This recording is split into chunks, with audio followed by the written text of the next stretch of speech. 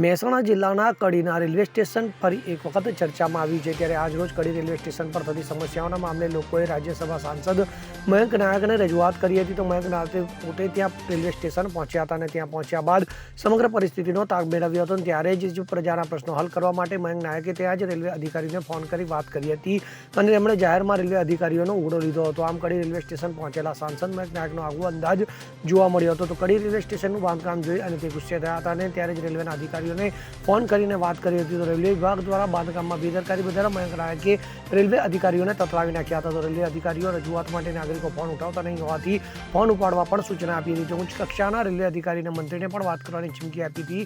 તો ઉલ્લેખનીય છે કે આ પહેલા પણ કડી રેલવે સ્ટેશનની સમસ્યાઓને લઈને ફોન કરી રેલવે અધિકારીઓને ફોન કરીને સમસ્યાનું સમાધાન લાવવા માટે ખખડાવ્યા હતા।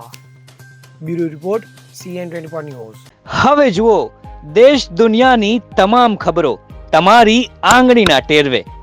ઉઠાવો મોબાઈલ અને ગૂગલ પ્લે સ્ટોર પરથી ડાઉનલોડ કરો અમારી CN24 ન્યૂઝ મોબાઈલ એપ।